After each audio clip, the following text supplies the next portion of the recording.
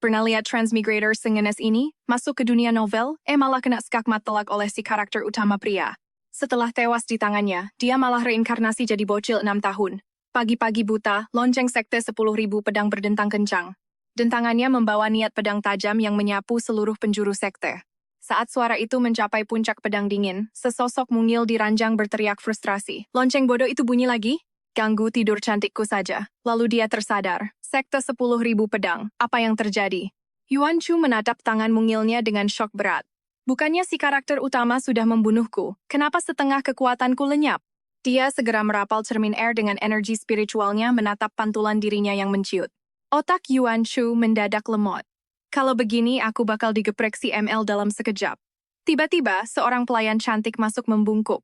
Yang mulia Master, Anda sudah bangun.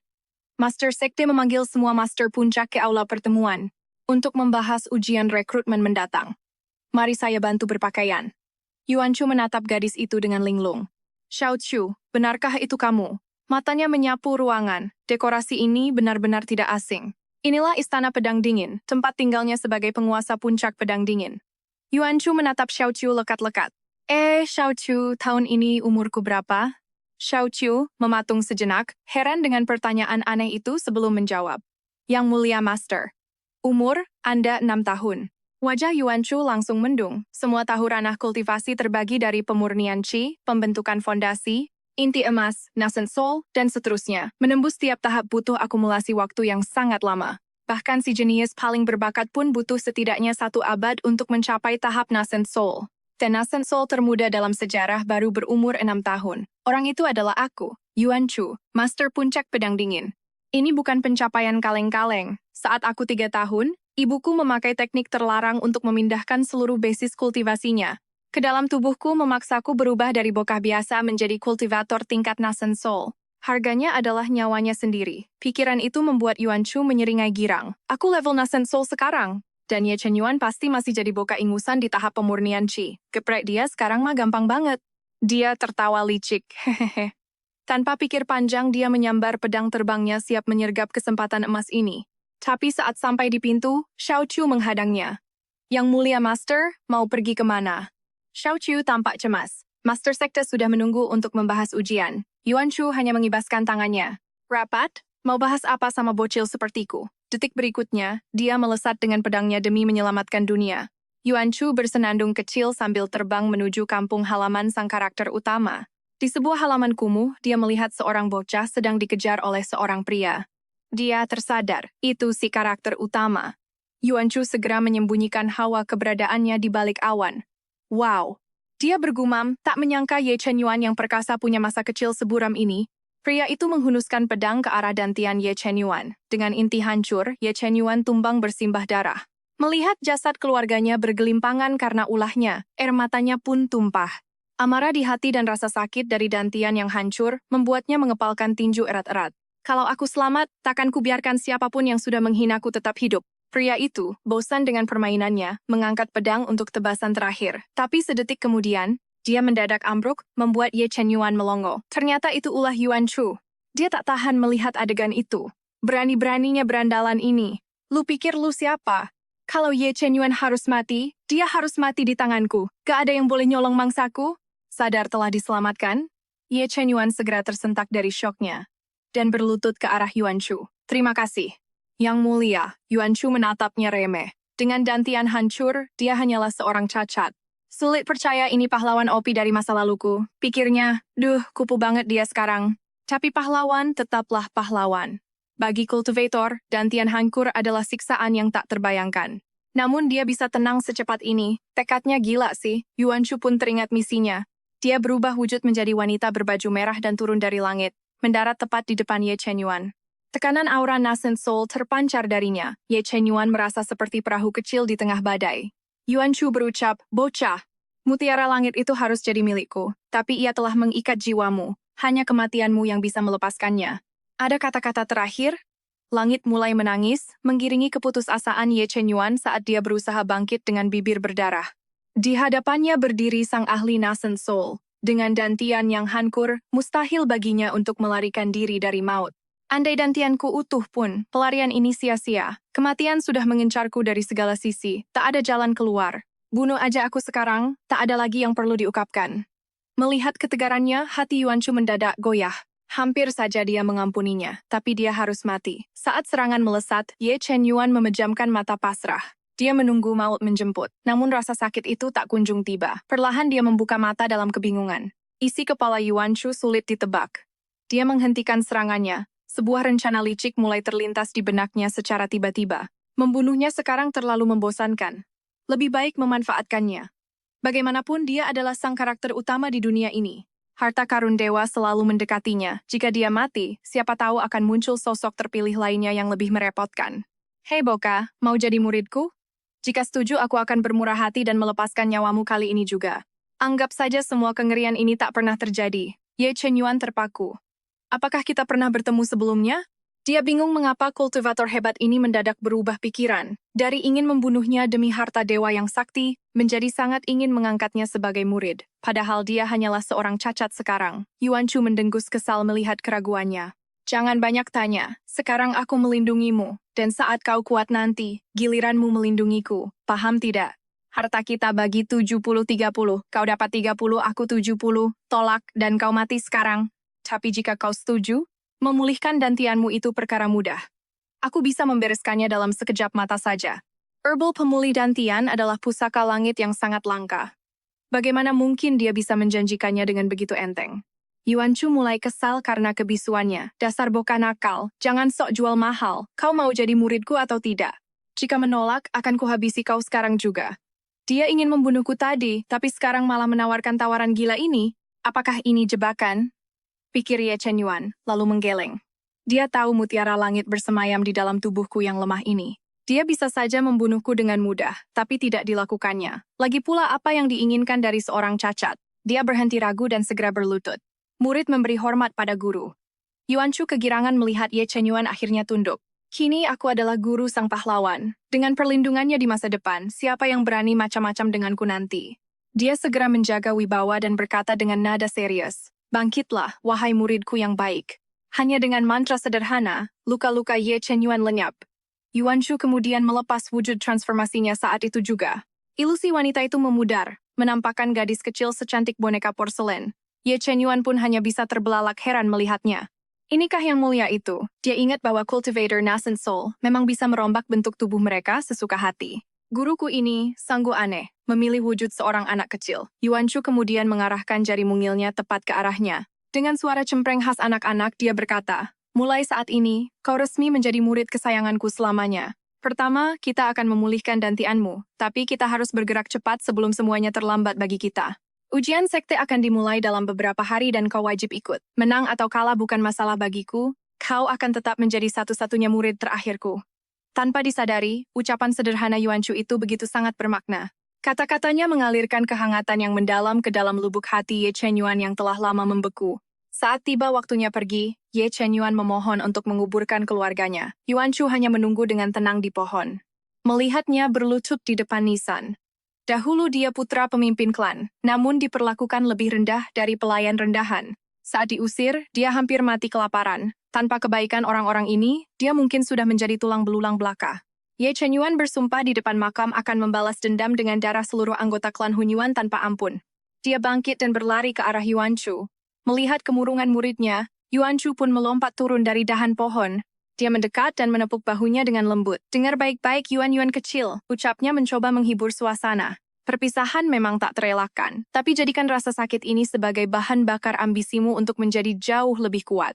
Hanya jiwa yang ditempa penderitaan yang mampu melangkah jauh di jalan kultivasi yang sangat terjal ini. Lagi pula aku punya harapan besar padamu. Kata-kata penyemangat itu sangat menyentuh hati Ye Chen Yuan yang terdalam. Dalam perjalanan memulihkan dantian, Yuan Shu hanya memperhatikan Ye Chen Yuan yang sedang asyik memanggang daging lezat untuknya. Dia menghela napas. Di kehidupan lalu aku adalah musuh bebuyutannya. Kini aku justru menjadi gurunya yang hebat. Yuan, dengar ya, tempat tujuan kita ini sangat berbahaya. Jangan jauh-jauh dariku, oke? Ye Chen Yuan menyodorkan sepotong daging panggang. Siap, guru, sahut Yuan Shu sambil membatin. Kalau kakek-kakek kolot sekte 10.000 pedang tahu aku memanggang daging pakai pusaka abadi tingkat tinggi, Pasti aku habis dimarahi, tapi aromanya gila, enak banget. Dia langsung lahap menggigitnya. Kamu emang jagoan, Ye Chen Yuan. Daging panggang buatanmu juara.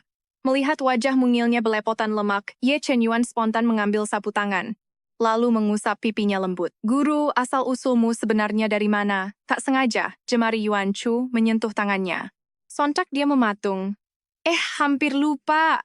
Sekte asalku itu benar-benar luar biasa kuat loh. Sekte 10.000 pedang adalah yang terkuat di antara 10 sekte abadi. Tapi karena kamu muridku, jangan pusingkan aturan membosankan itu. Makan sepuasnya, minum sesukamu, dan nikmatilah hidupmu sepenuhnya. Sehari kemudian mereka tiba di laut perbatasan. Yuan Chu menarik Ye Chen Yuan, lalu menerjang masuk ke pusaran raksasa. Dia terpaku melihat sang guru menahan hantaman petir mematikan, hingga tubuhnya babak belur. Meski terluka, dia tetap tersenyum demi menenangkannya. Hati Ye Chen Yuan yang beku akibat penderitaan masa lalu mulai meluluh. Mereka berhasil menembus pusaran dan tiba di dunia rahasia. Saat Ye Chen Yuan membuka mata, Yuan Chu menghilang. Dia panik, langsung melompat berdiri dan mencari ke segala penjuru dengan gelisah. Tiba-tiba, tangan mungil menarik bajunya. Yuan Chu muncul di belakangnya. Kari aku ya. Godanya usil. Takut ya ditinggal gurumu, dia lalu menunjuk tanaman herbal. Ini adalah wilayah rahasia peninggalan sang legenda. Rumput paling biasa di sini setidaknya berumur 1000 tahun. Pilih saja mana yang kamu butuhkan untuk menyembuhkan dantianmu. Ambil sesukamu. Ye Chen Yuan menatap tanaman tak ternilai itu dengan rasa syukur yang mendalam. Gurunya rela berbagi tempat seberharga ini tanpa ragu. Detik itu juga sisa keraguan di hatinya sirna sepenuhnya. Dia berniat memberi barang paling berharganya, pil awet muda. Tapi jawaban Yuan Chu justru membuatnya syok. Aku baru 6 tahun, buat apa pakai pil begini? Tapi dia tetap menerimanya sebagai tanda kasih sayang muridnya. Padahal Ye Chen Yuan mengira Yuan Chu adalah tetua kuno dalam wujud bokah.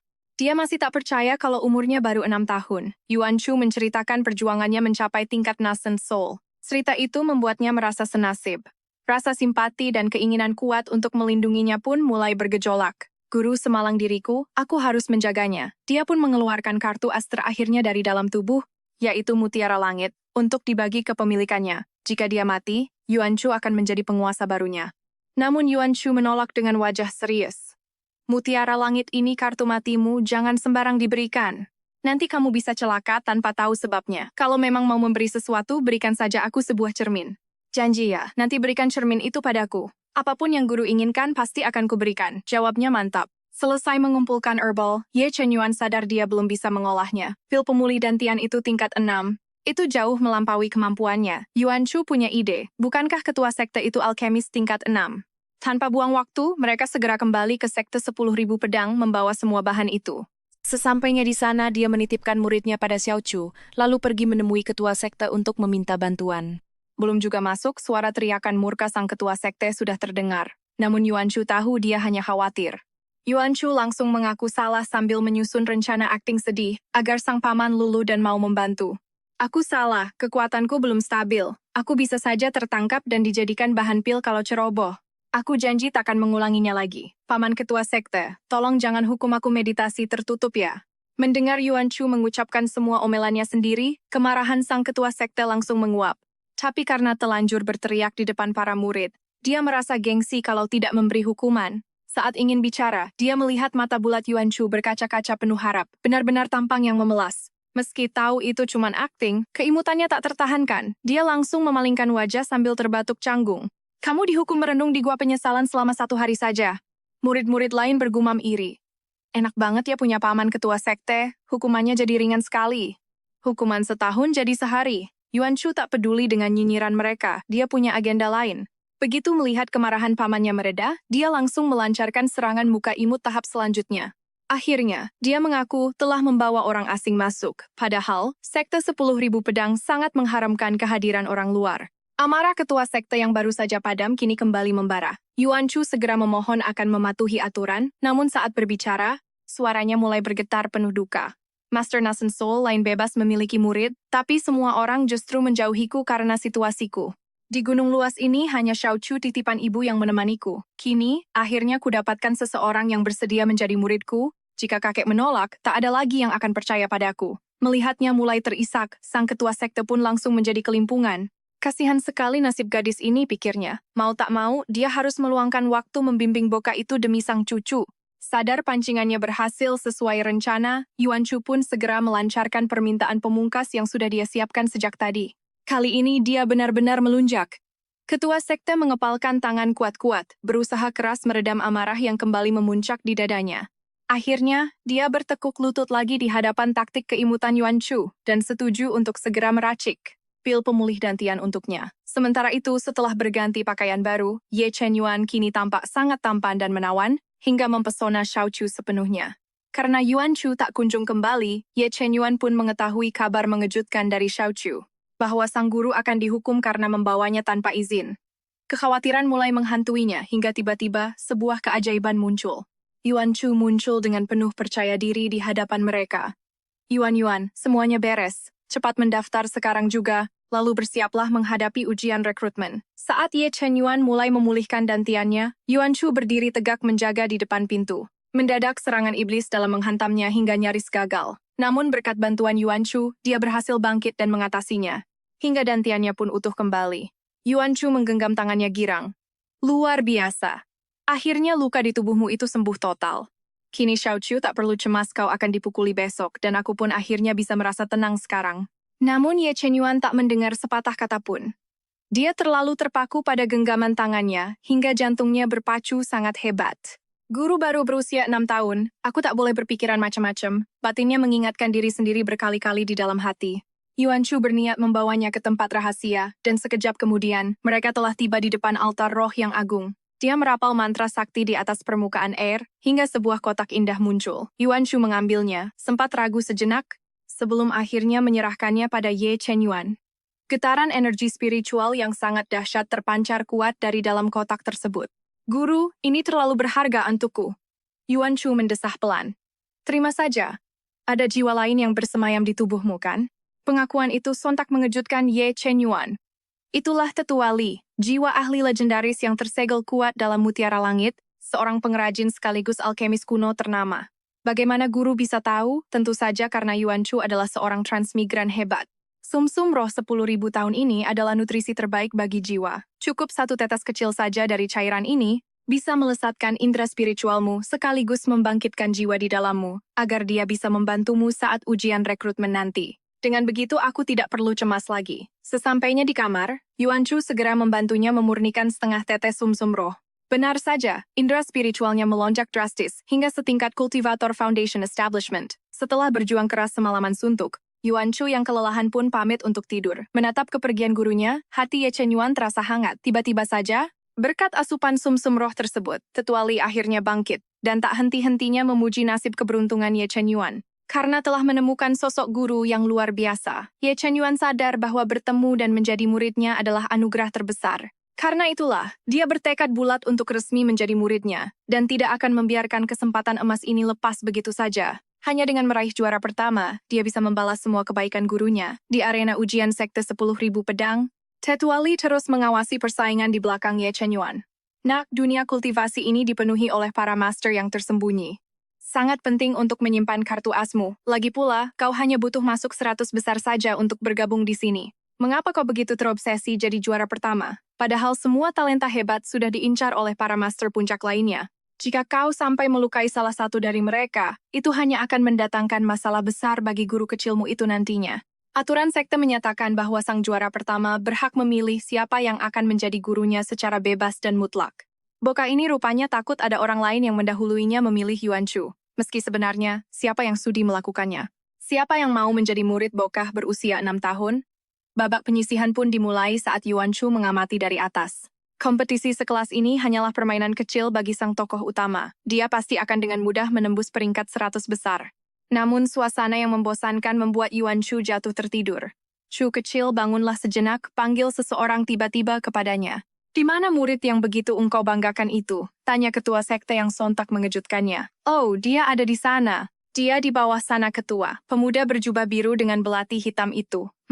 Tapi tunggu dulu, apa ini? Ketua sekte terperangah. Padahal baru kemarin pil pemulihan itu diberikan, tapi kultivasinya sudah kembali normal. Bahkan dia sudah mencapai puncak level 8 Pemurnian Ki. Pilihanmu sangat tajam, Bokah perempuan. Tunggu, si rambut putih itu Wei Shengji, bos terakhir di novel aslinya? Gila, kenapa dia ada di sini? Akankah sang protagonis dan musuh terakhir bentrok lebih awal? Sementara itu Ye Chenyuan berhasil menyapu bersih babak penyisihan. Chu kecil, anak pilihanmu punya bakat luar biasa, puji ketua sekte. Yan Chu membusungkan dada dengan bangga. Tentu saja, mana mungkin instingku meleset, paman ketua. Lihat saja, dia pasti tembus 10 besar. Mendengar itu, Penatua Longshu mendengus sinis. Hanya sampah level 8 dan kau bermimpi dia masuk 10 besar, 100 besar saja mustahil. Tak terima muridnya dihina, Yan Chu langsung menyerang balik. Nenek Longshu, matamu perlu diperiksa lagi. Jangan cuma melihat sampulnya saja. Sebutan nenek itu sukses membuat amarah Longshu meledak seketika. Siapa yang merasa? Dialah orangnya, tantang Yan Chu. Longshu murka, namun tatapan ketua sekte menghentikannya. Dia terpaksa menelan harga dirinya bulat-bulat. Kenapa semua orang memanjakan Yan Chu? Dia sangat beruntung. Menjadi Nasen Sol di usia semuda itu? Baiklah, kalau guru tak bisa disentuh, muridnya akan kuhancurkan. Di arena, penyisihan berakhir. Aku sudah memetakan lawanmu, asal bukan Dusha si level 11 itu. Kau akan aman-aman saja. Namun sialnya, takdir justru mempermainkan mereka dengan cara yang sangat kejam. Lawan Ye Chenyuan berikutnya adalah Dusha, murid andalan Longshu. Duel level 8 melawan level 11. Selisih 3 ranah kecil. Pertarungan ini sudah jelas pemenangnya. Longshu melemparkan tatapan penuh kebencian. Saksikan muridku mempermalukan bocah malang itu. Tapi Yan Chu malah tertidur lelap sambil menggigau makanan. Longshu sangat murka hingga meremukkan cangkirnya. Benar-benar guru yang tidak punya harapan sama sekali. Pertandingan dimulai. Baik kecepatan maupun daya serang, Ye Chenyuan merasakan tekanan luar biasa dari lawannya. Perbedaan level mereka sangat jauh. Dusha bertarung dengan santai. Tugas dari guru ternyata semudah ini. Si jenius akar ganda melawan sampah tak dikenal? Menyerahlah saja, ejek Dusha dengan nada angkuh. Kau takkan menang, baliklah ke sekte luar. Namun, tepat saat kalimatnya berakhir, hal tak terduga terjadi. Ye Chenyuan berbisik, boom. Ledakan beruntun tiba-tiba meledak hebat di sekujur tubuh Dusha. Sebelum dia sempat bereaksi, belati hitam dingin sudah menempel erat di leher jenius tersebut. Sepertinya engkau kalah, kakak senior. Sejak awal, Ye Chenyuan telah merancang strategi cerdik untuk melampaui kekuatan. Dia diam-diam menempelkan jimat ledakan saat diserang. Di tribun Longshu seolah tidak percaya melihat kenyataan. Murid kesayangannya tumbang. Yan Chu terbangun dan menyindir santai. Wah, ada orang sial yang kalah ya? Sindiran pedas itu membuat Longshu kehilangan kendali. Malamnya, si jenius rambut putih, Wei Shengji, muncul. Dia mendatangi Ye Chenyuan dan mengaku sangat tertarik untuk menjadi murid di bawah bimbingan Yan Chu. Wei Shengji adalah ancaman terbesar, satu-satunya peserta yang sudah berada di puncak pemurnian Qi. Juara pertama berhak memilih guru mereka sendiri. Ye Chenyuan sadar dia belum cukup kuat menandinginya. Namun berbagi gurunya dengan orang lain, benar-benar mustahil. Kini, babak 100 besar akan segera dimulai. Kemenangan tak terduga. Ye Chenyuan membuat lawan kini waspada. Jiang Yue menyerangnya tanpa ampun sedikitpun. Hantaman keras membuat Ye Chenyuan terpental dan muntah darah. Jiang Yue menatapnya dengan penuh rasa kasihan. Menyerahlah, kau takkan menang. Masih ada kesempatan tahun depan, jangan paksakan nyawamu sekarang. Dengan tubuh gemetar, Ye Chenyuan bangkit kembali. Aku tak bisa membiarkan kesempatan ini hilang begitu saja. Aku harus menang. Dia memohon pada Tetua Li untuk memurnikan sisa sumsum roh dalam tubuhnya. Kekuatan itu akan mendorong indera spiritualnya ke tahap foundation establishment demi membalikkan keadaan yang sulit. Tetua Li terkejut. Lautan kesadaranmu sudah mencapai batas. Jika kau memaksanya, jiwamu bisa hancur berkeping-keping. Pikirkan konsekuensinya. Namun Ye Chenyuan tak peduli. Matanya hanya terpaku pada satu tujuan. Kemenangan mutlak. Menghadapi tekad gila tersebut, Jiang Yue mulai cemas. Hentikan. Jika terus begini, aku terpaksa membunuhmu. Ye Chenyuan tak mendengarkan. Tiba-tiba, cahaya putih menyilaukan meledak dari arena, membutakan pandangan semua penonton. Saat debu menghilang, keduanya tergeletak bersimbah darah tak sadarkan diri. Jadi, siapa yang keluar sebagai pemenang? Apakah hasilnya seri? Yan Chu segera berlari ke panggung namun langkahnya dihentikan oleh ketua sekte. Aturannya simple. Pingsan, mati, atau terlempar dari arena berarti kalah telak. Siapa yang bangkit duluan? Di ambang kesadaran, Ye Chenyuan mendengar suara master. Menatap wajah cemas gurunya, dia memaksa bangkit dengan ambisi kemenangan gila. Menang, lalu ambruk. Saat terbangun dari koma, hal pertama yang dia cari, apakah dia menang? Yuan Chu masuk membawakan semangkuk ramuan obat pahit. Berbaring sekarang, kau hampir mati hanya demi kemenangan bodoh itu, amuk Yuan Chu. Menyadari kenekatannya, Ye Chenyuan langsung memasang wajah melas meminta maaf. Aku salah, janji takkan mengulanginya. Amarah Yuanshu luluh melihat ketulusan muridnya. Kumaafkan kali ini, tapi jangan jadi mayat lagi. Kau menakutiku setengah mati. Melihat perubahan sikap gurunya, Ye Chen Yuan pun hanya bisa mengangguk patuh. Atas peringatan Yuanshu, dia sadar energinya habis dan lautan kesadarannya retak. Dalam kondisi lesu, Yuanshu pergi menuju puncak Master Sekte dengan serius. Master Sekte mengamuk, berani-beraninya kau memberikan warisan ibumu pada orang asing. Dia calon muridku, bukan orang luar. Bantah Yuanshu membela Ye Chen Yuan. Bentakan Master membungkamnya, sumsum roh 10.000 tahun itu sangatlah langka. Ibumu mempertaruhkan nyawa di laut tanpa kembali demi mendapatkan benda berharga itu. Itu cadangan jika kekuatanmu meledak. Jika itu terjadi, siapa yang akan menolongmu? Tekadku kuat, itu takkan terjadi, tapi Master tetap memberikan hukuman berat padanya. Kau harus merenungi kesalahanmu di langit berbahaya selama 5 tahun penuh. Jangan harap bisa keluar sebelum kau benar-benar insaf atas tindakan cerobohmu. 5 tahun! Paman jangan. Satu kata lagi, hukumannya bakal jadi 10 tahun. Yuanshu tahu hukuman ini mutlak. Dia pun pergi meninggalkan aula dengan lesu. Nasibku tragis banget. Dihukum hanya karena memberikan barang milikku sendiri. Padahal ini investasi masa depan, tapi tak ada satupun yang mengerti. Master menghela napas. Kakak, aku menghukumnya karena aku sangat mengkhawatirkannya. Demi mengamankan posisi, Ye Chen Yuan nekat melakukan penempaan tubuh dan membangkitkan darahnya. Begitu Yuanshu pergi, sosok elderly muncul dari dalam mutiara langit. Boka gila, kau hampir tewas jika bukan karena tekad bajamu itu. Aku takkan membiarkanmu melakukan aksi bunuh diri seperti ini lagi, Chen Yuan. Elderly, pasti ada cara pulih kilat untuk kompetisi besok kan? Kenapa kau begitu keberatan jika Yuanshu mengangkat bokah berambut putih itu? Membayangkan orang lain menjadi murid Yuanshu membuat hati Ye Chen Yuan merasa muak. Elderly menyerah, baiklah, tapi bersiaplah merasakan penderitaan neraka di tubuhmu. Aku tak takut sakit. Ye Chen Yuan pun segera berendam dalam bak obat. Awalnya aku tak ingin kau memulai penempaan di usia sedini ini. Namun jika berhasil, ini akan menjadi lonjakan kekuatan dahsyat bagi masa depanmu. Rasa sakit luar biasa mulai menggoyak tubuhnya, dia gemetar hebat menahan siksaan. Formula kuat berpadu dengan mata air rohani menciptakan reaksi yang sangat dahsyat. Tubuhnya berevolusi total dalam sekejap, bertahanlah, atau kau akan hancur selamanya. Cahaya menyilaukan meledak, elderly bersorak girang, keberhasilan sudah di depan mata. Pola aneh muncul di kulitnya. Tiba-tiba, Yuanshu menerobos masuk dengan paksa. Yuanshu menghantam dada Ye Chen Yuan, berusaha mencabut paksa mutiara langit dari tubuhnya. Elderly histeris, gadis itu pengkhianat, dia ingin merampas mutiara langit milikmu. Ye Chen Yuan terpaku tak percaya, kenapa gurunya tega melakukan tindakan sekeji ini. Berikan mutiaranya padaku sekarang juga. Perintah Yuanshu dengan tatapan dingin. Aku bertaruh nyawa demi dirimu. Namun Tetua Li tetap tak percaya dan bersikeras menyeret Ye Chen Yuan masuk. Ye Chen Yuan masih tampak kebingungan. Melihat waktu kian menipis, Yuanshu pun langsung menerjang maju. Dia memeluk erat Ye Chen Yuan, memicu paksa kontrak berbagi jiwa di dunia mutiara langit. Jeritan memilukan pecah seketika.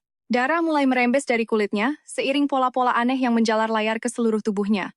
Yuanshu mengerahkan energi spiritual demi meredam gejolak kekuatan dahsyat itu. Tetua Li pun jatuh terpaku. Tak pernah terbayangkan, boka ini mewarisi darah suci Kaisar Dewa yang agung. Jika kekuatan itu bangkit, tanpa wadah raga yang cukup kokoh, tubuhnya pasti akan meledak hancur. Aku hanya ingin menolongnya.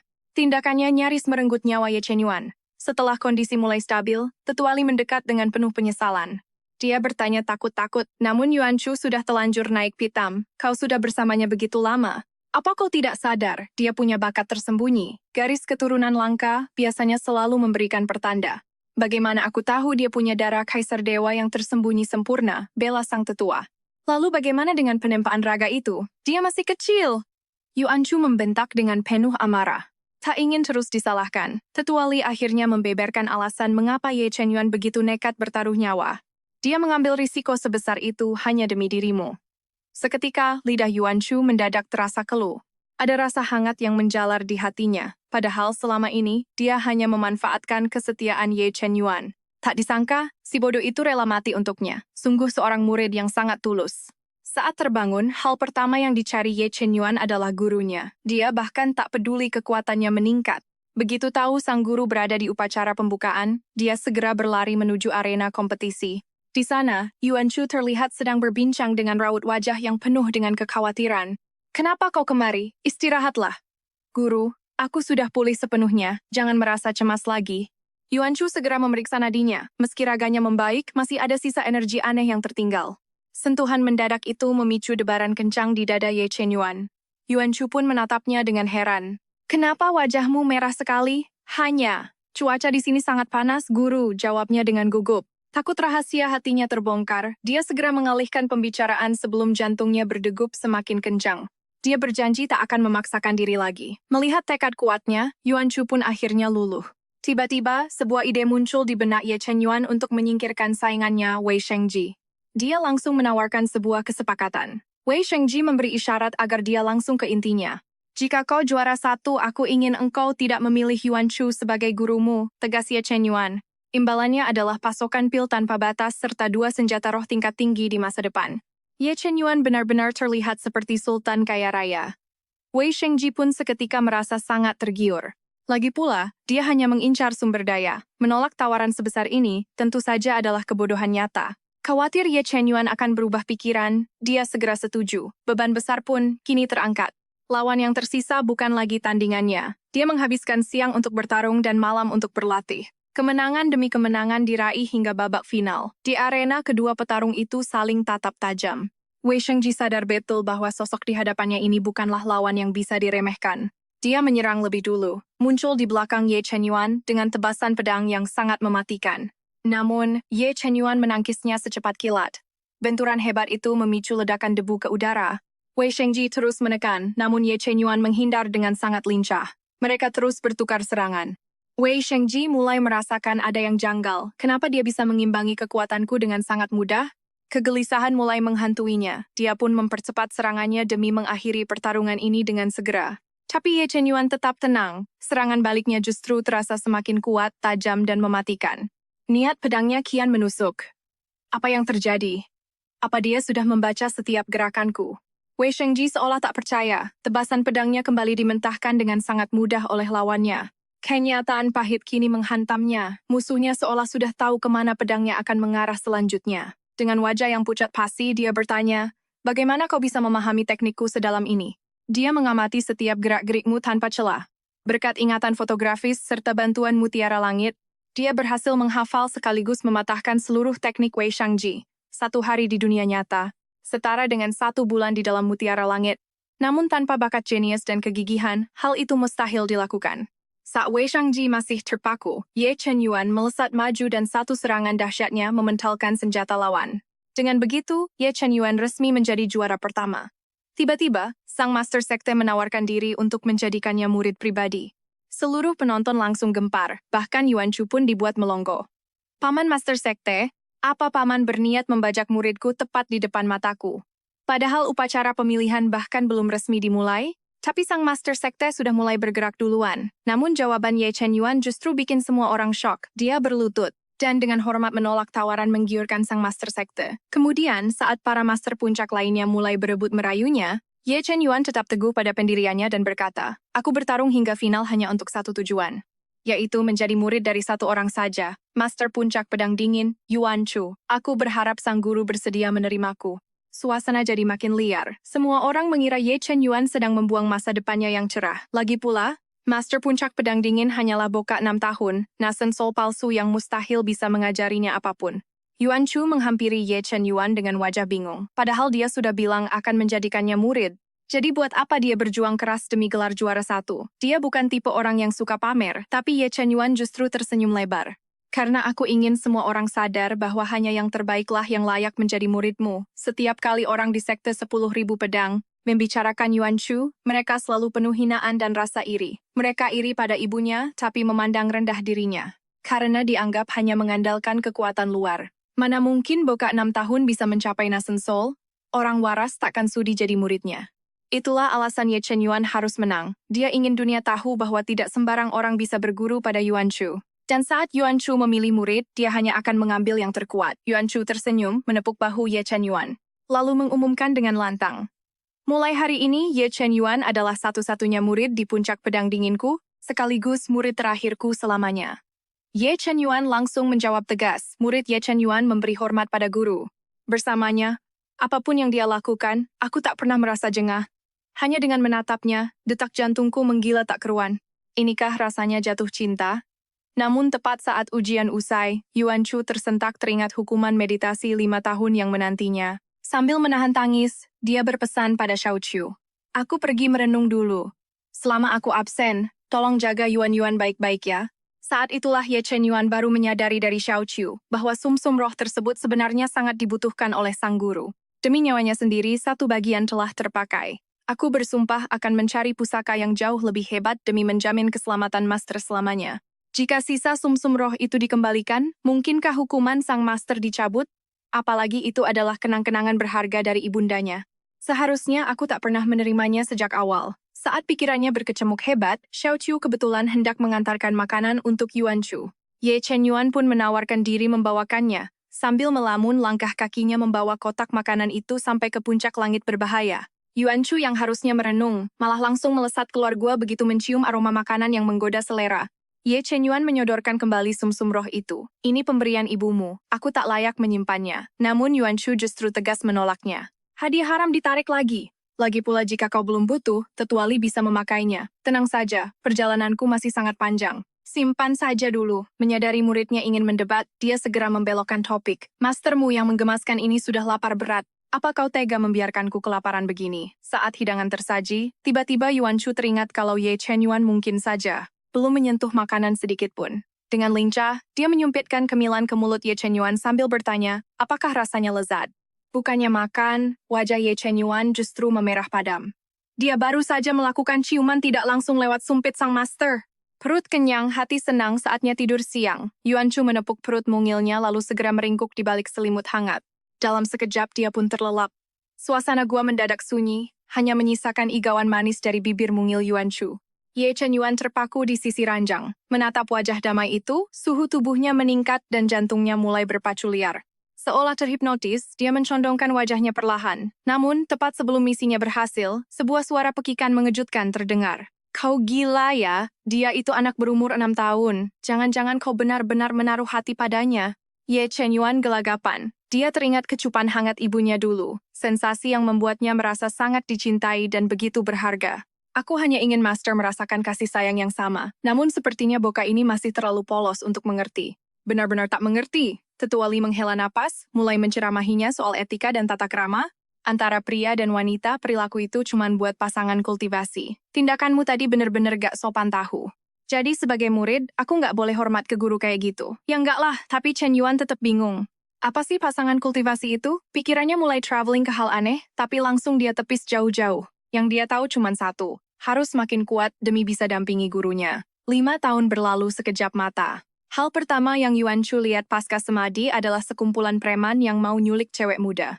Si cewek udah pasrah, wajahnya penuh keputusasaan. Tiba-tiba, kilatan cahaya putih bikin satu preman terpental.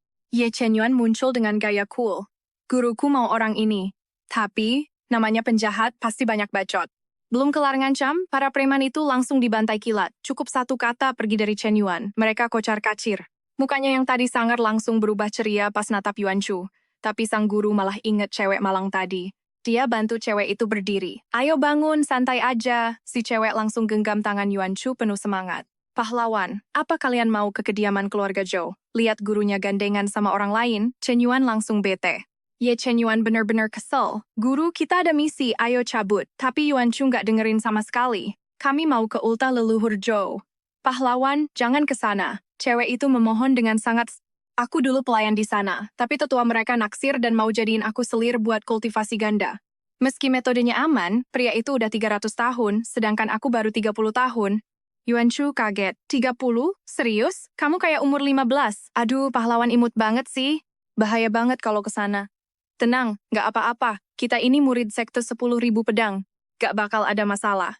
Ayo jalan. Di kapal terbang, Ye Chen Yuan duduk dengan muka ditekuk abis. Guru, kita bahkan gak kenal cewek itu. Ngapain sih dibantuin? Duh, kamu ini gimana sih? Nolong orang itu pahala gede. 5 tahun ini kamu cuma tumbuh tinggi tapi IQ malah jeblok. Ada cewek kesulitan bukannya dibantu. Malah cuek dan nyuruh aku yang turun tangan. Mubazir banget wajah gantengmu itu. Kapal tiba-tiba oleng, bikin Yuan Shu terpeleset. Chen Yuan gercep nangkep dia. Sentuhan itu bikin jantungnya berdegup kenceng lagi, tapi pas Yuan Shu berdiri, dia ngerasa hampa. Mereka sampai di kediaman Zhou. Aura gelap menyelimuti tempat itu, tanda kalau pesta ultah ini bakal kacau. Keluarga Zhou kaya berkat teknik kultivasi ganda. Begitu masuk, mereka ngerasa ada yang nggak beres. Mereka langsung waspada pas ketemu si bintang tamu, leluhur Zhou Daofu. Perjalanan ini bakal ribet. Muka kakek itu bener-bener kayak villain. Meski gitu, karena datang buat ultah, mereka tetap kasih kado. Ukapan selamat pun disampaikan. Zhou Daofu nerima kado itu dan kasih kotak balik ke Yuan Chu. Ini buah kegembiraan. Ini dari pohon leluhur kami. Getahnya emang rangsang, tapi buahnya justru bikin tenang. Bagus buat cegah gangguan iblis. Mata air di bawah pohonnya juga bisa stabilin jiwa dan fondasi. Kalian berdua boleh coba kalau mau. Yuan Chu tahu itu tawaran oke, dan langsung setuju. Keduanya pun menuju mata air. Begitu lihat airnya, jiwa bocil Yuan Chu langsung kumat. Dia langsung buka baju dan nyebur sambil ngajak Ye Chen Yuan ikutan main air dengan riang. Tapi si pemuda polos itu malah shock. Dia matung di pinggir ngerasa risih harus mandi bareng gurunya. Tapi tetua Li si jomblo abadi, nggak peduli. Dia langsung angkat Chen Yuan dan nyemplungin dia ke air. Lihat sosok mungil gurunya main air, Ye Chen Yuan nggak berani noleh. Pikirannya bener-bener kacau balau. Dia cuma bisa fokus kultivasi buat nenangin diri sampai masuk tahap meditasi. Sementara itu, Yuan Chu terapung santai. Udah kayak ikan mager, baginya sayang banget kalau malam seindah ini dilewatin gitu aja. Para kultivator selalu kejar-kejaran sama waktu demi Dao. Tapi sesekali santai sambil natap langit itu nikmat. Kalian semua ngejar keabadian, tapi jalannya pasti ngebosenin banget. Gak seru ah, aku beda. Aku mau hidupku penuh warna, kayak kanvas warna-warni, nggak cuma hitam putih doang. Biarin jiwa ngerasain momen bahagia bisa bawa pengalaman baru. Pas lagi semadi tiba-tiba Chen Yuan ngerasa aneh. Energi spiritual di sekitarnya mendadak ludets. Pusaran energi raksasa muncul mengelilingi mata air itu. Energi itu tersedot masuk ke tubuh Yuan Chu. Rupanya dia lagi dapat pencerahan mendadak. Aura spiritual berkumpul sangat intens saat dia mencapai tingkat pemahaman yang jauh lebih tinggi. Menyadari dao unik milik Yuan Chu, Penatua Li terperangah. Gadis sekecil ini sudah mampu menguasai hukum alam semesta. Jika para jenius kuno melihat ini, mereka pasti bakal malu setengah mati dan membenturkan kepala ke tahu. Namun Ye Chen Yuan merasa gelisah, gurunya semakin tak tergapai, sementara dirinya merasa mulai tertinggal sangat jauh. Haruskah dia terus berlindung di balik punggung gurunya? Tidak, dia bersumpah untuk bangkit dan melindungi sosok itu selamanya. Tiba-tiba kilat menyambar dan guntur menggelegar dahsyat, energi spiritual merah dan biru mulai berpusing hebat di angkasa. Pusaran energi dari segala penjuru tersedot masuk, membanjiri tubuh mereka dengan gelombang kekuatan yang meluap-luap. Saat badai mereda, Yuan Chu resmi menembus tahap nascent soul menengah, sementara tingkat kultivasi Ye Chen Yuan tampak tetap stabil. Namun aura kaisar mulai bangkit. Dia berhasil mengaktifkan setitik garis keturunan kaisar dewa dalam jiwanya. Penatua Li hanya bisa terpaku melihat dua monster ini. Sejak kapan memahami Dao menjadi semudah membalik telapak tangan? Di tengah suasana gembira, mereka tak sadar sepasang mata gelap sedang mengintai, menunggu saat tepat untuk menerkam. Saat menyeduh teh dari pohon Harmonious Joy, Ye Chen Yuan merasa ada yang ganjil dengan aroma teh tersebut. Dia memperingatkan Yuan Chu, namun gurunya hanya tersenyum tenang dan menyuruhnya bersembunyi di dalam mutiara langit. Tanpa ragu, Yuan Chu menenggak teh itu hingga tandas. Sesaat kemudian, firasat buruk Ye Chen Yuan benar-benar menjadi kenyataan. Tubuh Yuan Chu melemas dan pandangannya kabur sebelum jatuh pingsan. Saat terbangun, dia sudah terkurung di penjara bawah tanah.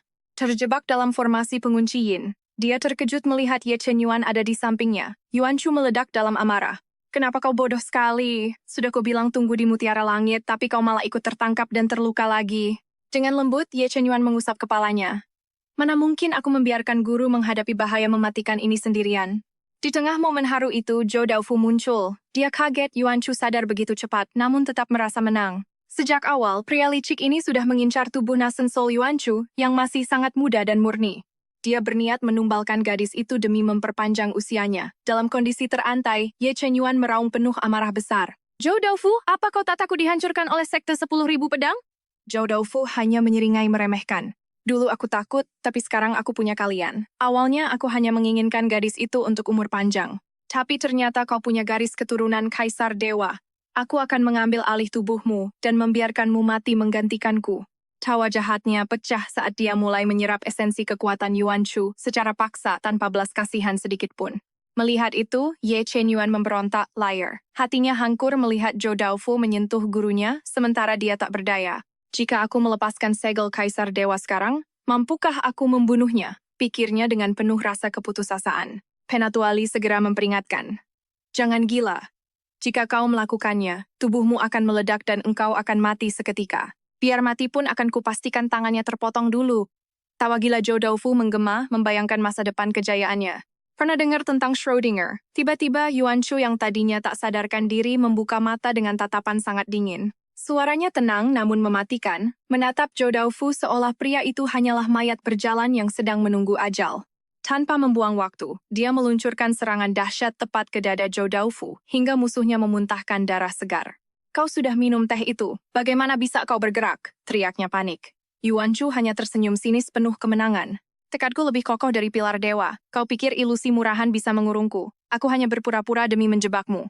Merasa terpojok, Zhou Daofu menyambar Ye Chenyuan dan menjadikannya tameng hidup untuk mengancam gadis jenius tersebut.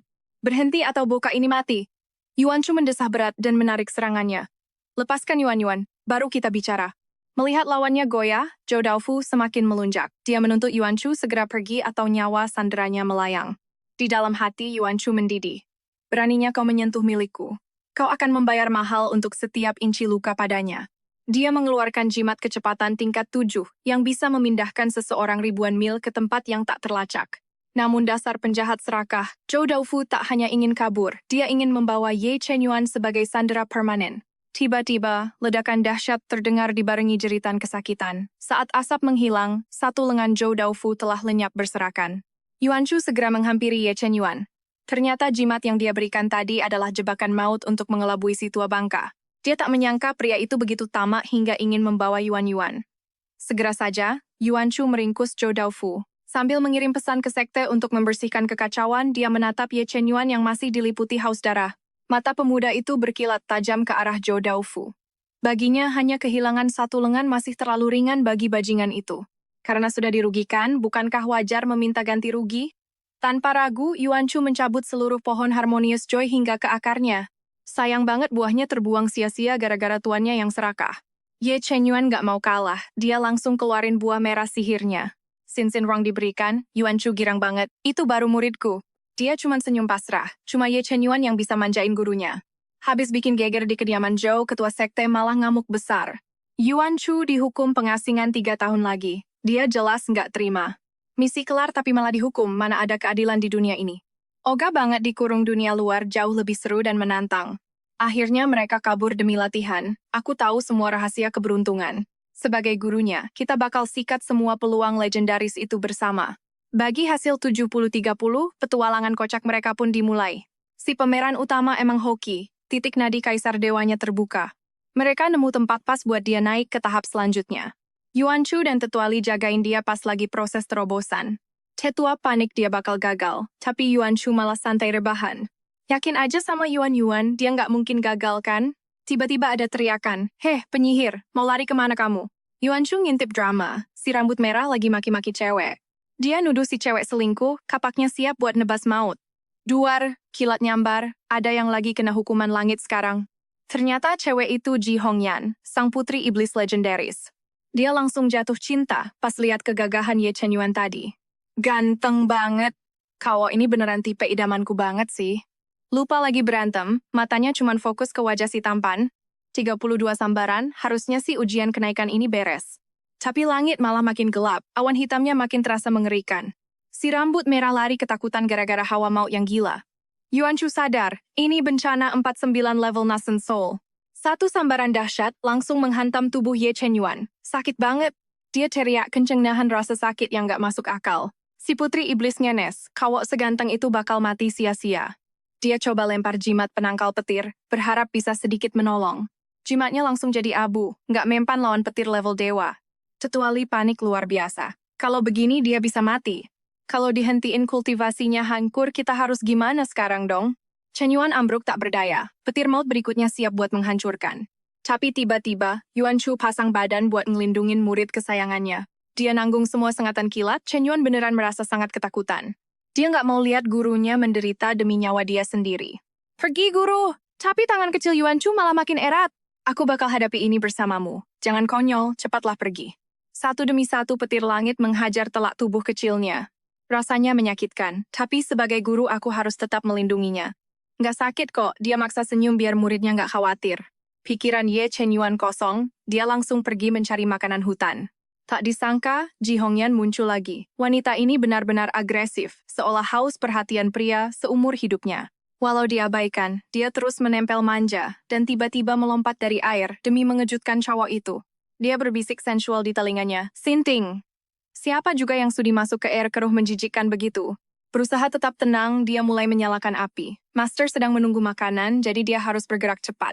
Namun si wanita malah makin liar dan tanpa malu, mulai melukuti pakaiannya di depan pria asing. "Pakai pakaianmu dan enyah sekarang." Sejarah mencatat, inilah kegagalan memalukan pertama Ji Hyongyan dalam menaklukkan hati seorang pria. Bagaimana mungkin dia tetap sedingin es, padahal Ji Hyongyan adalah dewi visual kasta tertinggi yang sanggup meluluhkan siapapun? Dek, kalau belum paham tekniknya, sini kakak kasih pelajaran spesial secara cuma-cuma. Amarah Ye Chen Yuan meledak. "Jangan sok hebat, berhenti mengusik ketenanganku sekarang juga."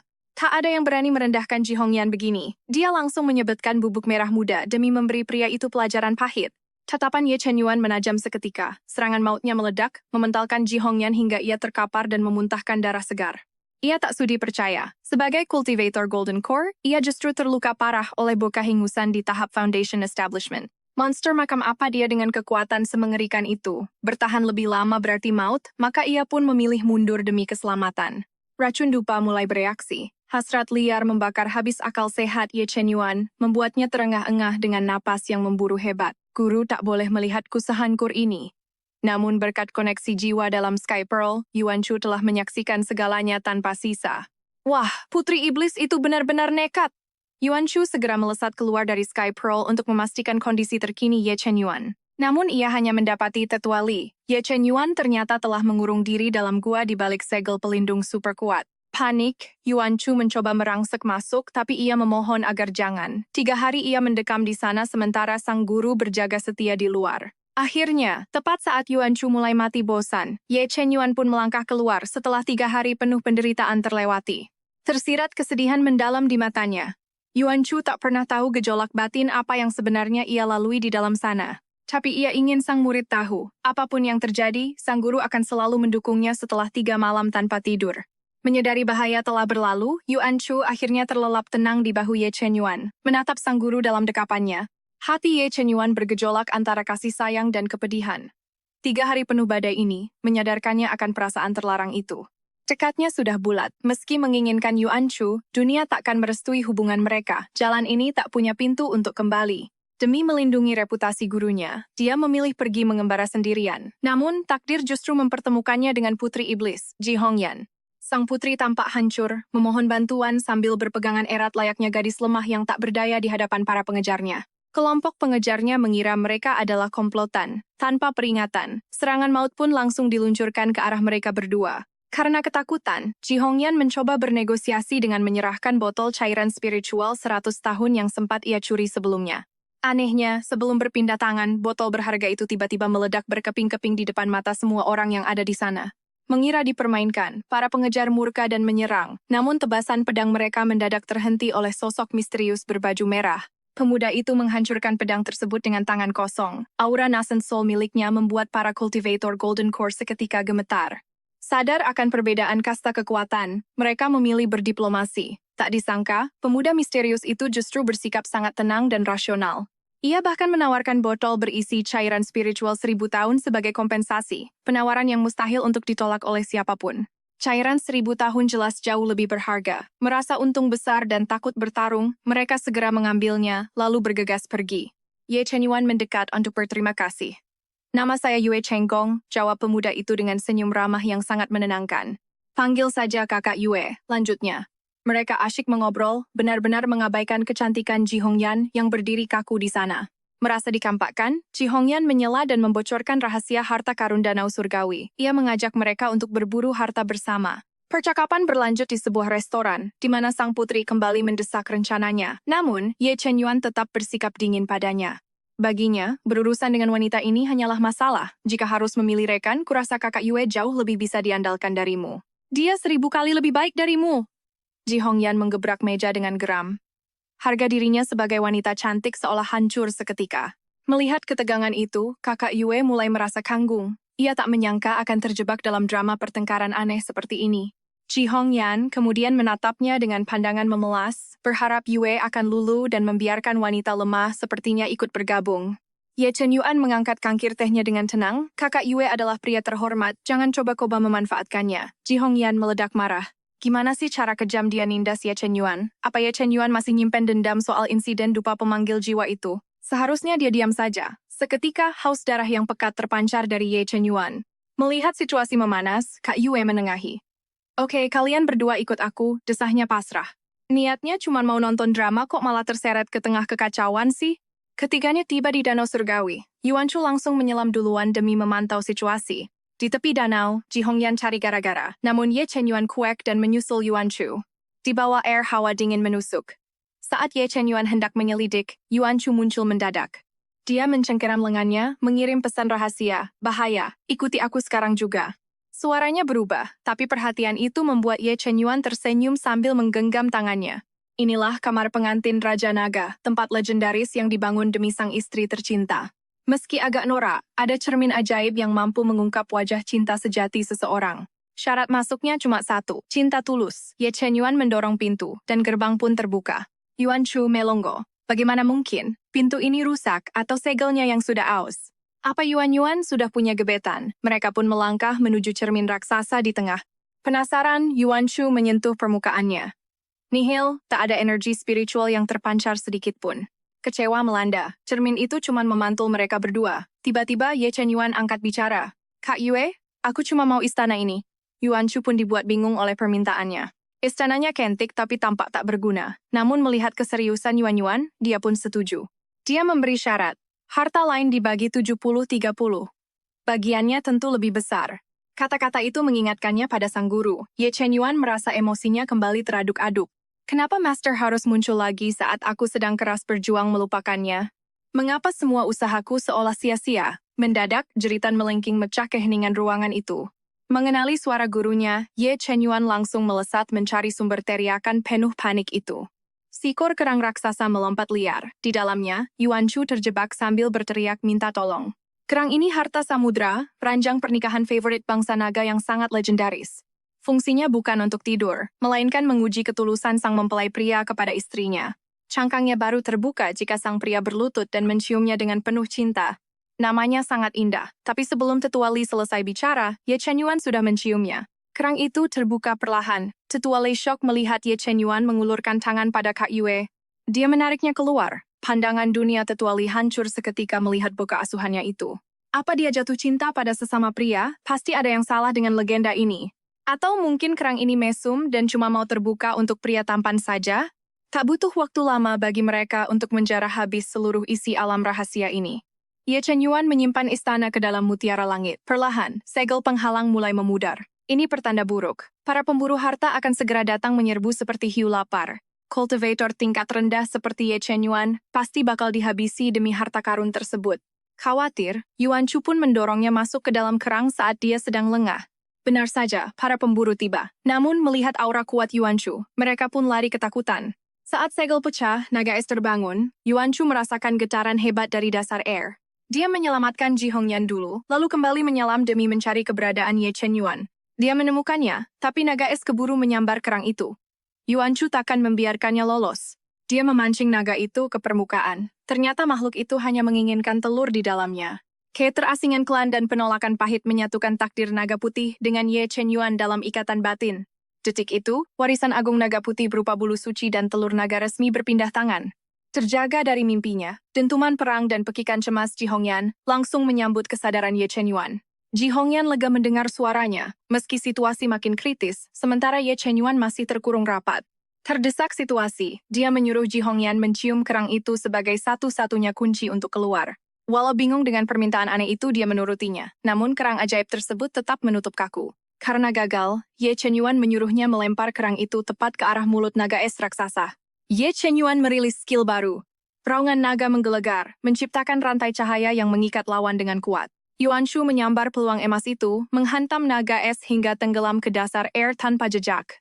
Kini fokus beralih cara membuka kerang. Tetua Li yang masih dongkol menduga ketampanan adalah kuncinya. Menurutnya, pemuda rupawan pasti bisa membukanya. Anak ini punya wajah yang cukup menjual untuk dicoba. Cukup satu kecupan dan kerang akan terbuka, namun Ye Chen Yuan mendadak ragu dan merasa sangat takut. Dia cemas, jika sang guru tak punya rasa, kerang itu akan tetap terkunci selamanya di sana. Tanpa pikir panjang, Yuan Shu langsung membungkuk dan mendaratkan ciuman manis di permukaan cangkang kerang itu. Dari neraka ke surga, kecemasan Ye Chen Yuan lenyap seketika, berganti euforia luar biasa yang meluap-luap. Kerang terbuka lebar, namun Yuan Shu justru kebingungan melihat lapisan kerang di dalamnya masih saja tertutup. Ye Chen Yuan ikut bimbang, mengapa aku bisa membuka milik guru, tapi dia tak bisa membuka milikku? Apa guru benar-benar tidak menyukaiku? Namun sepertinya, kerang ajaib ini hanya sedang menjahili perasaan mereka. Saat dia termenung, kerang itu perlahan terbuka memperlihatkan sosok yang mengulurkan tangan hangat padanya.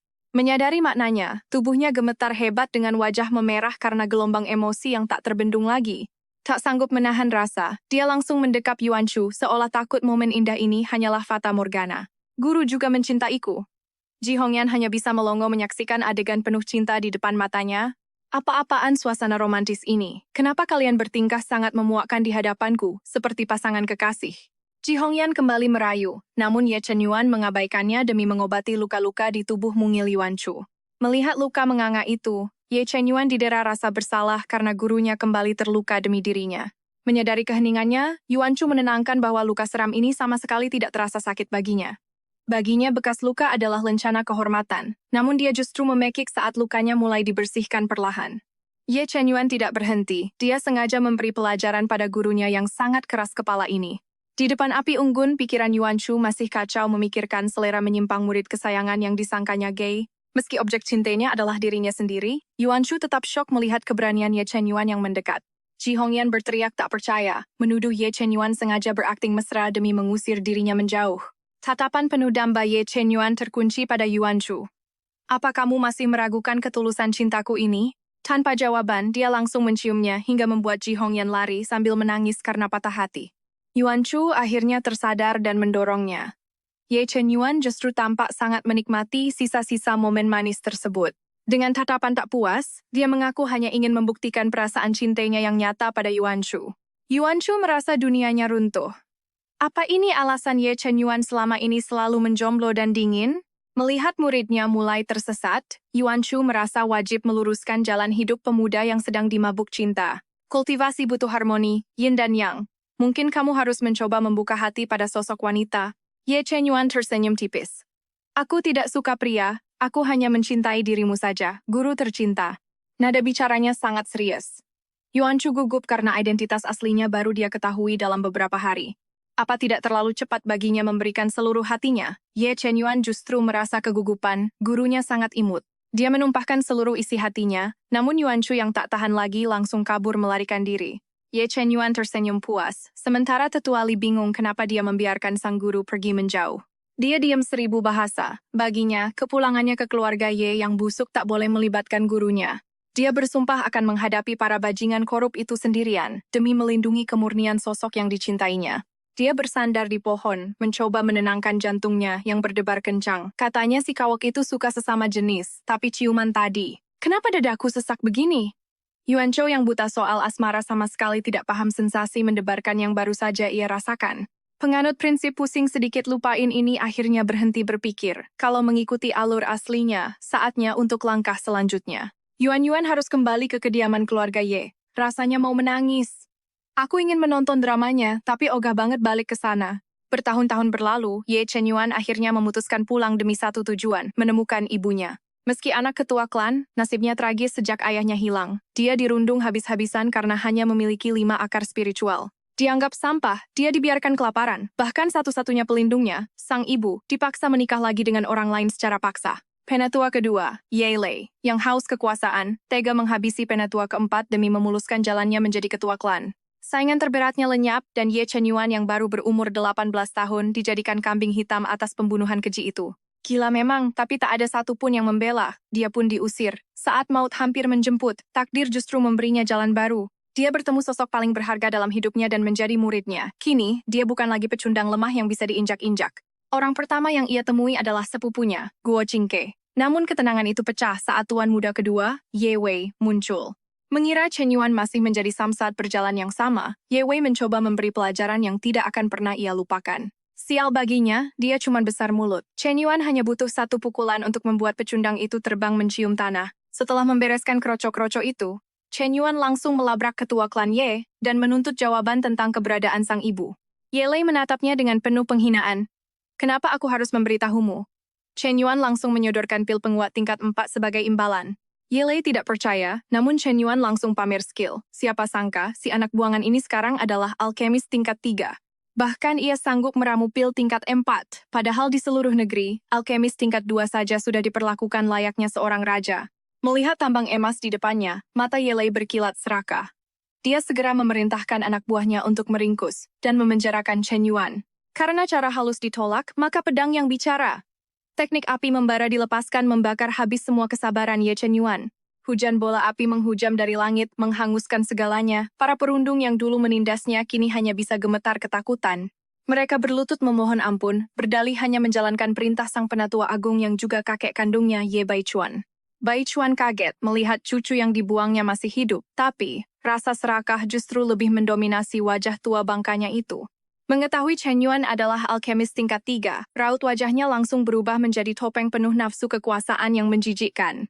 Mau tahu ibumu di mana? Buatkan 10.000 pil tingkat 3 untuk klan sekarang juga, gertaknya tanpa rasa malu. Jumlah gila itu bisa mengubah klan kecil menjadi penguasa dunia. Chen Yuan hanya bisa tertawa hambar mendengar kegilaan kakeknya sendiri.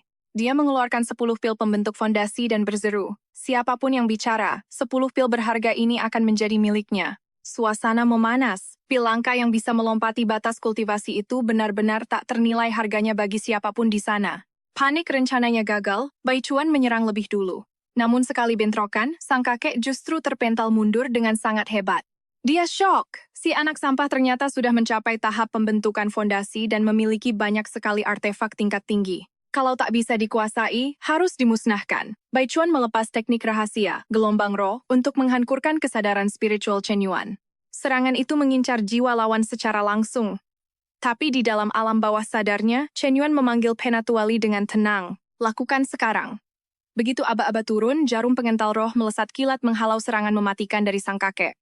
Baichuan terperangah melihat serangannya mentah begitu saja. Memanfaatkan celah itu, Chen Yuan menerjang maju bagai kilat dengan pedang terhunus. Pedang itu menembus dada Baichuan.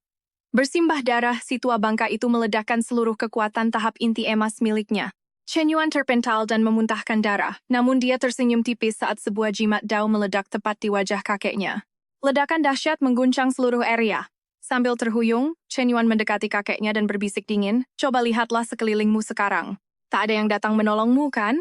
Karena klan ini cuma berisi para pengecut tak berhati yang hanya berani menindas. Dia merasa sangat jijik memiliki darah klan Ye yang mengalir di nadinya. Kebenciannya sudah mencapai puncaknya sekarang. Terintimidasi oleh haus darah yang begitu pekat, Baichuan sadar ajalnya sudah dekat. Ibumu, dia sudah dibawa pergi. Dia dipaksa menikah dengan leluhur iblis sekte Hun Yuan. Teriaknya histeris, takut nyawanya melayang jika ia terlambat sedetik saja. Sosok itu adalah monster kejam yang gemar menyiksa wanita demi meningkatkan kekuatan iblisnya melalui rasa dendam yang dalam. Tubuh Yin murni ibunya adalah inkaran utama. Saat Chen Yuan lengah karena syok, Baichuan melihat celah emas untuk membalikkan keadaan.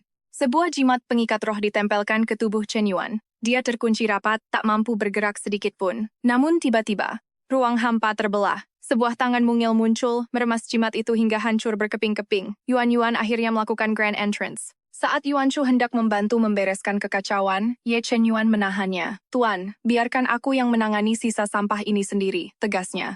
Usai menumbangkan klan Ye, misi berikutnya adalah menyelamatkan ibu Ye Chen Yuan. Namun, Yuan Shu justru terbangun dengan sebutir telur misterius di pelukannya. Anehnya, telur ini sangat manja dan terus mengekorinya kemanapun. Karena merasa ngeri, Yuan Shu pun bersembunyi di balik punggung Ye Chen Yuan. Melihat kepanikan tuannya, Ye Chen Yuan berusaha memberi penjelasan, meski ia hampir saja keceplosan bahwa dirinya sudah mengetahui identitas asli sang master. Dia sadar betul gadis itu adalah Yuan Shu. Sempat linglung, Yuan Shu pun teringat soal telur itu, namun ia juga nyaris membongkar rahasianya sendiri. Keduanya tertawa canggung demi menutupi kegugupan masing-masing. Tiba-tiba Tetuali muncul dan menyadari bahwa ukuran telur naga itu telah tumbuh membesar.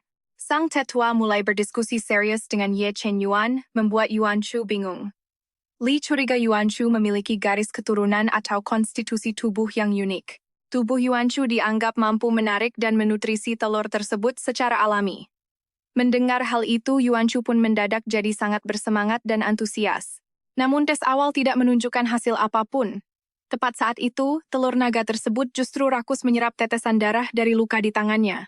Dengan protektif, Ye Chenyuan menjauhkan telur itu dan menuntut penjelasan. Setelah melontarkan pertanyaan kunci pada Yuan Shu, kepingan teka-teki Tetuali akhirnya menyatu.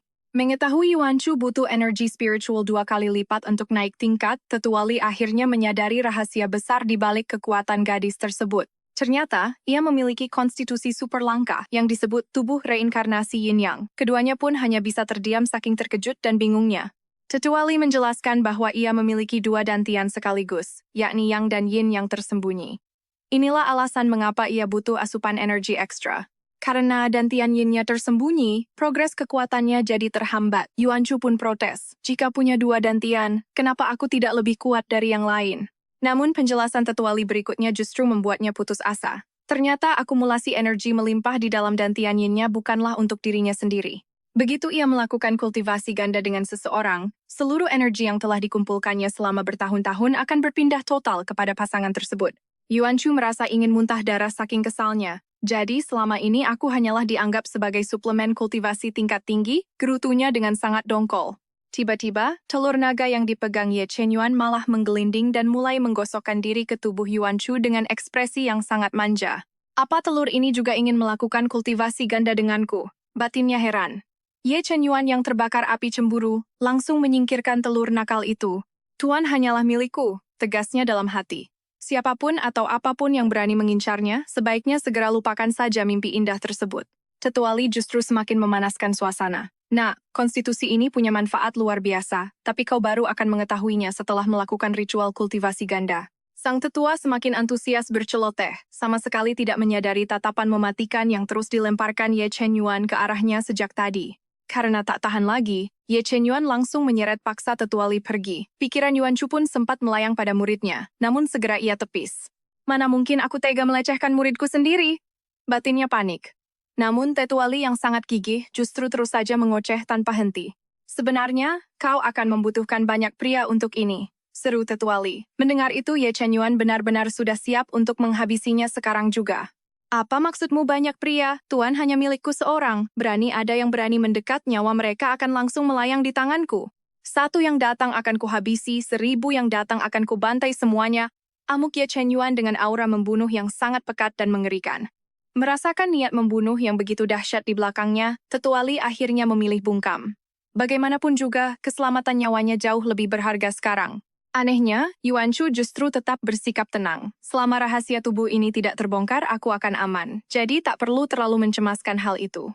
Lagi pula, di kehidupan sebelumnya pun tak ada yang tahu. Mungkin karena ia berhasil menjaga kesuciannya hingga akhir hayatnya yang sangat tragis. Ye Chenyuan memberikan kepastian dan kenyamanan padanya. Jangan takut, Tuan. Aku ada di sini, dan aku akan selalu menjagamu dengan segenap nyawaku. Yuan Shu pun menghela napas lega. Muridnya memang sangat bisa diandalkan. Kini, tujuan mereka adalah dinasti Phoenix demi melacak keberadaan Ibu Ye Chenyuan. Jika ingatanku benar, putri kerajaan ini memiliki tubuh Yin murni dan akan segera diculik sekte Hunyuan. Kita harus memanfaatkan celah ini. Mereka menyusuri jalanan kota, di mana Yuan Shu tampak memukau sambil memegang lampion langit. Kecantikannya benar-benar menghipnotis siapapun yang melihat sosoknya. Bak bidadari yang turun ke bumi, pesonanya membuat Ye Chenyuan terpaku tak berdaya. Namun, ketenangan itu seketika pecah saat umpan mereka muncul. Seorang putri manja tiba-tiba merampas lampion milik Yuan Shu, memicu keributan kecil. Rencana infiltrasi mereka pun akhirnya resmi dimulai dengan sangat mulus. Sesuai skenario, Yuan Shu yang berpura-pura geram langsung mengejar sang putri. Keduanya pun masuk ke dalam jebakan formasi rahasia milik sekte Hunyuan. Dalam sekejap, sosok mereka lenyap di telan cahaya formasi. Saat tersadar dari pingsannya, Yuan Shu hanya bisa berharap Ye Chenyuan tidak melakukan tindakan gegabah. Kuharap bocah itu tidak mengamuk saat mencariku. Batinnya cemas. Ia pun segera berusaha menenangkan sang putri, yang mulai menangis ketakutan di sana. Tenanglah, kita akan baik-baik saja asal kau mau bekerja sama dan tidak bertingkah aneh, ucap Yuan Shu dengan nada bicara yang sangat tegas. Namun melihat perawakan Yuan Shu yang begitu mungil, sang putri sama sekali tidak percaya. Yuan Shu yang sedang menyembunyikan kekuatannya pun hanya bisa bersabar. Berkat topeng 1000 daun, basis kultivasinya tak terdeteksi. Ia pun berbohong bahwa ayahnya adalah kultivator nascent soul hebat yang akan segera menyelamatkan mereka. Mereka akhirnya digiring masuk ke markas sekte Hunyuan. Sementara itu Ye Chenyuan terus melacak aura telur naga hingga tiba di tepi samudra. Namun di sana hanya ada hamparan air tanpa jejak. Tampaknya satu-satunya cara menemukan tuannya adalah dengan meminta bantuan dari pihak dinasti Phoenix. Di sisi lain, sang leluhur iblis kini sedang menatap tajam ke arah sang putri yang gemetar hebat di hadapannya. Akankah rencana mereka berhasil? Seringai lebar menghiasi wajahnya, tapi kesombongan selalu mengundang petaka. Tiba-tiba seorang bawahan menerobos masuk dengan panik. Bos, gawat, kita terkepung. Mereka hampir menjebol masuk. Sang leluhur iblis tersentak, wajahnya langsung pucat pasi. Bagaimana mungkin rahasia kita bocor? Padahal pulau ini terlindungi perisai kuat, namun ia tak punya waktu untuk merenung. Dia mengerahkan anak buahnya menyelidik, sementara ia bergegas mengaktifkan formasi iblis penenggelam untuk melarikan diri. Di tengah jeda pergantian formasi yang sangat singkat itu, Yuan Shu menemukan celah sempit untuk bergerak. Ia segera meloloskan sang putri. Saat itu juga, Ye Chenyuan berhasil melacak posisi keberadaan gurunya. Usai membuang beban, Yuan Shu memakai topeng ajaibnya, menyamar jadi sang putri demi mengacaukan rencana musuh. Sang leluhur iblis kembali dan hanya menemukan sang putri gadungan, lalu memerintahkan pengawalnya membawanya ke sang istri. Yuan Shu syok mengetahui wanita penakut dan egois ini adalah ibu Ye Chenyuan, benar-benar jauh dari bayangannya selama ini. Meski begitu, misi penyelamatan tetap berjalan. Sialnya, wanita itu sangat keras kepala dan bersikeras menolak untuk pergi. Kehabisan kesabaran, Yuan Shu memilih jalur kekerasan. Ia membungkam mulut wanita itu dan langsung menggendongnya pergi. Saat ini, seluruh pulau telah tenggelam ke dasar samudra, tepat ketika leluhur iblis dan pasukannya berusaha kabur. Ye Chenyuan menghadang jalan mereka, memicu duel maut. Melihat muridnya mampu bertahan, Yuan Shu pun segera bergegas pergi. Misinya, mencari inti formasi. Di tengah kekacauan pulau, ia mudah melacaknya dan langsung menghabisi para penjaga. Menatap inti kekuatan itu, sebuah ide gila muncul. Dengan ledakan energi penuh, Yuan Shu memaksa pulau itu naik ke permukaan. Begitu menyembul ke udara, ia menghancurkan perisai pelindung hingga seluruh pulau terekspos. Saat itulah, Ye Chenyuan melihat ibunya.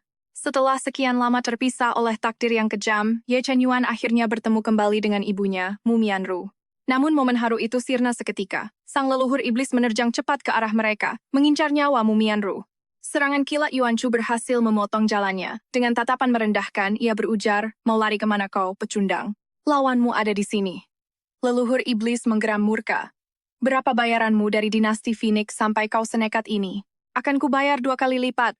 Minggir dan serahkan wanita itu. Yuan Shu mendengus, mimpi saja kau sana. Aku jauh-jauh ke sini untuknya, kenapa harus kuserahkan? Sadar negosiasi gagal, sang leluhur pun melancarkan serangan brutal. Kekuatan mereka seimbang, namun tiba-tiba Mu Mianru seperti kesurupan. Ia mencengkeram Ye Chenyuan dan memohon agar menolong musuh. Meski bingung, ia menolak mentah-mentah. Tak sudi ia menyelamatkan bajingan yang telah menghancurkan hidup banyak wanita. Apalagi menyelamatkan orang yang ingin dihabisi gurunya. Melihat Yuan Shu bertarung dengan santai, sang leluhur menyadari ajalnya tiba. Ia takkan selamat. Bahkan jika aku mati, kau harus ikut bersamaku. Raungnya dengan penuh kebencian. Aura kematiannya meledak dahsyat, mengubah langit menjadi merah darah. Tubuhnya perlahan bermutasi menjadi ular raksasa yang mengerikan. Sambil tertawa licik, ia menelan bulat-bulat tubuh Yuan Shu. Jantungnya Chenyuan seakan berhenti. Ia berteriak histeris ingin menyerbu. Tapi Tetua Li menahannya. Gadis kecil itu baik-baik saja. Seketika ular raksasa itu mulai meronta-ronta kesakitan. Seolah tercabik-cabik dari dalam, Yuan Shu melesat keluar tanpa luka sedikit pun, siap memberikan serangan pamungkas yang mematikan. Namun Mu Mianru justru menodongkan pedang ke leher Ye Chenyuan, mengancam Yuan Shu agar melepaskan sang leluhur iblis. Amarah Yuan Shu pun meledak, itu anakmu sendiri. Dia mempertaruhkan nyawa di neraka hanya untuk mencarimu. Tak masuk akal ia tega membunuh putranya demi monster itu. Tiba-tiba, Mu Mianru melontarkan fakta mengejutkan. Ye Chenyuan bukan anakku. Dunia Chenyuan seketika runtuh. Lalu dia anak siapa? Teka-teki hidupnya akhirnya mulai terungkap. Alasan mengapa ia selalu disiksa oleh keluarganya selama ini. Tapi sepertinya kekacauan ini masih belum berakhir. Binatang iblis purba peringkat 7, ular iblis terkutuk meledak keluar dari tanah. Inilah kartu as yang sebenarnya. Ular itu melahap sang leluhur yang sekarat. Melihat itu, Mu Mianru malah nekat menyerang monster buas tersebut. Belum sempat Yuan Shu bergerak, Ye Chenyuan sudah melesat maju, menggunakan teknik 1000 benang sutra untuk menangkapnya. Nyaris tertelan, ia menahan rahang ular itu dengan pedangnya, berjuang sekuat tenaga untuk menarik Mu Mianru keluar. Panik melihat Chenyuan terpojok, Yuan Shu memanggil ribuan pedang terbang yang menghujani sang ular demi menciptakan celah. Meski genggaman pedangnya mulai goyah, Ye Chenyuan terus memohon agar Mu Mianru tidak melepaskan tangannya. Mu Mianru menatap bokah yang tadi ia sandra. Sudah kubilang aku bukan ibumu, kenapa kau tetap menolongku? Jangan harap aku akan membocorkan siapa ayah kandungmu. Ye Chen Yuan menjawab tenang, itu sudah tidak penting lagi. Kau telah membesarkanku, dan karena itu aku akan melindungimu seumur hidupku. Sesederhana itu. Air mata membanjiri wajah Mumianru. Seumur hidupnya ia tak pernah mengenal pria baik. Alasan ia membela sang leluhur pun terungkap. Dia pria paling tulus di antara para pengeksploitasi, satu-satunya jiwa baik yang pernah ia khianati. Saat putra kandungnya merasa malu, beban hatinya sirna, menyisakan senyum tragis yang begitu pilu. Menggunakan bila energi spiritual, ia memutus ribuan benang takdir. Yuan Chu, ingatlah pesan ini. Engkaulah bangsawan paling mulia, sang putra mahkota, darah dagingku sama sekali tak layak menggantikanmu. Terperosok ke dalam tengkorak monster, Mumianru mengeluarkan mutiara api membara demi menebus dosanya. Tetuali menyadari firasat buruk dan berteriak lantang. Yuan, lari! Dia akan meledakkan monster itu! Yuan Chu mengerahkan seluruh kekuatannya, mendorong Ye Chen Yuan menjauh tepat sebelum maut menjemput mereka. Ledakan maha dahsyat mengguncang cakrawala. Begitu debu mereda, Yuan Chu yang kehabisan tenaga pun tumbang. Ye Chen Yuan menangkap tubuhnya yang lunglai. Di dalam mutiara langit ia terus berjaga penuh kecemasan. Tetuali menyodorkan inti ular iblis yang berbahaya itu. Hati-hati, jangan sampai benda ini hilang. Tiba-tiba, telur naga melesat kilat, merampas inti tersebut dan langsung melarikan diri ke kegelapan. Sifat barbar itu persis Yuan Chu. Sindir Tetuali. Chen Yuan tersenyum, mirip guru adalah hal menggemaskan. Tetuali hanya bisa pasrah dan menggerutu, menggemaskan. Mereka berdua adalah definisi masalah. Keduanya benar-benar hanya pembawa petaka.